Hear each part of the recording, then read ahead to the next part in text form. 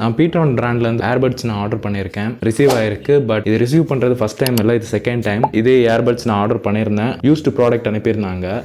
But நான் இப்போ மறுபடியும் ரீப்ளேஸ்மெண்ட் போட்டிருக்கேன், போட்டு வந்திருக்கு. பட் பழைய மாதிரி யூஸ்டு ஐட்டமாவோ ஏதாவது ப்ராப்ளம்ஸ் ஏதாவது இருந்துச்சுன்னா இந்த பிராண்டை நான் டோட்டலாக இனி அவாய்ட் பண்ணிடுவேன். ஆக்சுவலாக இந்த பிராண்ட் எனக்கு கொஞ்சம் பிடிச்ச ஒரு பிராண்டு. 2 வருஷமாக நான் ஒரு நெக் பேண்ட் யூஸ் பண்ணியிருந்தேன். அது வந்து பீட்ரானோடது தான். அதோட ஆடியோவில் எனக்கு எந்த பிரச்சனையும் தெரில. ஆனால் வந்து பில்டு குவாலிட்டி இருக்குல்ல, மெட்டீரியல் குவாலிட்டியில் வந்து சம் பிரச்சனைகள் இருக்குது. ஓகேவா, அந்த பிளாஸ்டிக்கெல்லாம் ஒட்டுற மாதிரி மாறிடுச்சு. ஸோ அந்த நெக் பேண்ட் வேண்டாம், நம்ம ஒரு ஏர்பட்ஸ் யூஸ் பண்ணலாம் அப்படின்னு சொல்லிட்டு தான் நான் இதை வாங்கினேன். But first time used product வந்துருந்துச்சு. ஸோ இது செகண்ட் டைம் நான் இதை செக் பண்ணி பார்த்துட்டு இதை யூஸ் பண்ணலாமா வேண்டாமா அப்படின்னு நான் முடிவு பண்ண போகிறேன். சப்போஸ் இதில் யூஸ்டு ப்ராடக்டே தான் மறுபடியும் வந்திருந்ததுன்னா நான் இந்த பிராண்டே நான் ஸ்கிப் பண்ணிடுவேன். வேறு ஏதாவது ஒரு நல்ல பிராண்ட் நான் வாங்குவேன். நான் நெக் பேண்ட் முன்னாடி வாங்கியிருந்தேன்ல, அது வந்து அதோட ப்ளே டைம் வந்து ரொம்ப கம்மி, 7 to 8 hours தான் இருக்கும். அது 2 வருஷம் ஆச்சு, அது கொஞ்சம் கம்மியாச்சு. ஏர்பட்ஸ் இதை செக் பண்ணி பார்ப்போம், ஓகேவா இல்லையா. லாஸ்ட் டைம் வந்திருந்தது இதே மாதிரி தான் இருந்துச்சு. இங்கே பாருங்கள், தெரியுதா, டபுள் ஸ்டிக்கரிங் ஒட்டி இருக்காங்க. உங்களுக்கு தெரியுதான்னு தெரியலையே, தெரியும்னு நினைக்கிறேன். என்னென்னா ஒரு ஸ்டிக்கருக்கு மேலே இன்னொரு ஸ்டிக்கர் ஒட்டியிருக்காங்க, பின்னாலுக்கு இன்னொரு ஸ்டிக்கர் நல்லா தெரியுதுல்ல. இதே விஷயம் தான் என் ஃபஸ்ட் டைமும் நடந்துருந்துச்சு. ஆக்சுவலாக இதுவும் ஒரு ரீபப்ளிஷ்டு, அதாவது யாராவது யூஸ் பண்ணிட்டு போட்ட ஐட்டத்தை அவங்க சென்ட் பண்ணியிருக்காங்களான்னு தெரில. ஸோ பார்ப்போம், ஓகேவா.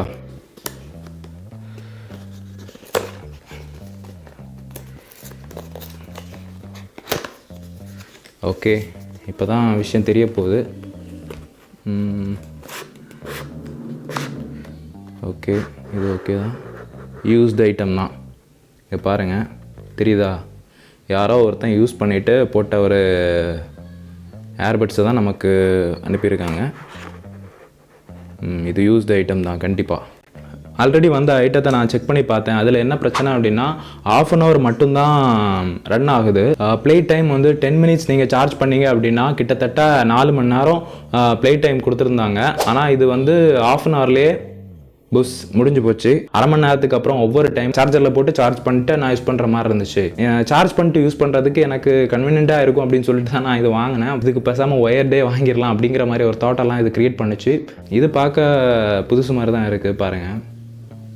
ஆனால் யாரோ ஒருத்தர் யூஸ் பண்ணிவிட்டு ரிட்டர்ன் பண்ண ஐட்டத்தை தான் மறுபடியும் நமக்கு இதை தந்திருக்காங்க. நான் வேறு ஒரு பிராண்ட் நான் ட்ரை பண்ணலான் இருக்கேன். இதில் ஒரு விஷயத்தை நான் நோட்டீஸ் பண்ணேன். அது என்னென்னா, இது வந்து 3 விலைகளில் அவைலபிளாக இருந்துச்சு. அது என்னென்னா, ஃபஸ்ட்டு என்னென்னா நார்மல் ப்ரைஸ், அதாவது 800 rupeesக்கு இது அவைலபிளாக இருந்துச்சு. அதுக்கப்புறம் நெக்ஸ்ட் வந்து ஒரு 600 rupeesக்கு இது அவைலபிளாக இருந்துச்சு. தென் 500 அப்படிங்கிற ரேட்டுக்கும் இது அவைலபிளாக இருந்துச்சு. இந்த 800 ப்ராடக்ட் இருக்குல்ல, அதோட ரிவ்யூஸ் எல்லாம் நான் செக் பண்ணி பார்க்கும்போது ஓகே, நான் ரொம்ப இதாக தான் இருந்துச்சு. ஆனால் இந்த 600 வந்து எப்போவாவது அந்த ப்ராடக்டை லான்ச் பண்ணுறாங்க, அதுக்கப்புறம் அதை எடுத்துடுறாங்க, கரண்ட்லி அவுட் ஆஃப் ஸ்டாக் அப்படிங்கிற மாதிரி போயிடுது. அண்ட் இன்னொன்று என்னென்னா, ப்ராடக்ட் என்னென்னா ரீஃபர்பிளிஷ்டு, அதாவது ரினியூவ்டு ஐட்டம் 506ன்னு நினைக்கிறேன், அந்த ரூபாய்க்கு போட்டிருந்தாங்க. எனக்கு தெரிஞ்சு அந்த 506ம் 600ம் ஆல்மோஸ்ட் ஒன்றுங்கிற மாதிரி தான் நினைக்கிறேன். என்னென்னா அவங்க உண்மையாகவே புது ஐட்டம் தான் கொடுக்கணும் அப்படின்னு நினச்சிருந்தா இந்த விலை ரொம்ப கம்மி. ஆக்சுவலாக 600 rupeesக்கு ப்ராடக்ட் அவங்க விற்கிறத விடையும் ஒரு 800 rupeesக்குள்ள ப்ராடக்டை 600க்கு விற்கிறது அவங்களுக்கு லாஸ்.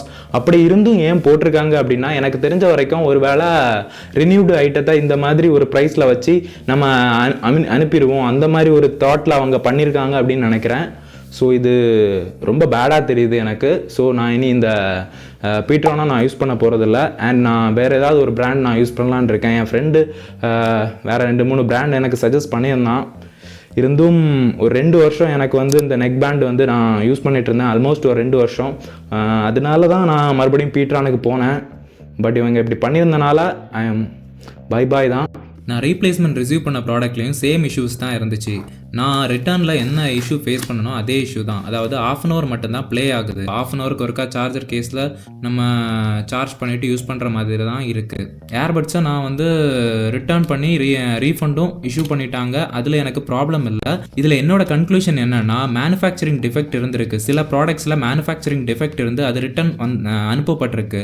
அந்த ரிட்டர்ன் அனுப்பப்பட்ட ப்ராடக்டோட எம்ஆர்பி ப்ரைஸை கம்மி பண்ணி அவங்க ரீசேல் பண்ணியிருக்காங்க. அதாவது ரீபப்ளிஷ் அப்படின்னு வித்திருக்க வேண்டிய ஒரு ப்ராடக்டை அவங்க எந்த ஒரு டேக்குமே யூஸ் பண்ணாமல், அது மட்டும் இல்லாமல் அந்த ப்ராப்ளத்தை அவங்க ஃபிக்ஸ் பண்ணாமல் அதை வந்து ரீசேல் பண்ணியிருக்காங்க. அதுவும் ரீஃபப்ளிஷ் அப்படிங்கிற லேபிள் இல்லாமல். ஓகேவா, ரீஃபப்ளிஷ் ப்ராடக்ட் வந்து யூஸ் பண்ணுறது பிடிக்காது அப்படிங்கிறதெல்லாம் இல்லை. ஆக்சுவலாக நான் யூஸ் பண்ணலாம், ஆனால் இது வந்து ரீஃபப்ளிஷ், அதையும் தாண்டி இது வந்து ஒரு டேமேஜான ஒரு ப்ராடக்ட். ஓகேவா, இந்த மாதிரி ஒரு ப்ராடக்டை என்ன நினச்சி அவங்க நமக்கு தாராங்க அப்படின்னு எனக்கு தெரியலை. ஓகேவா.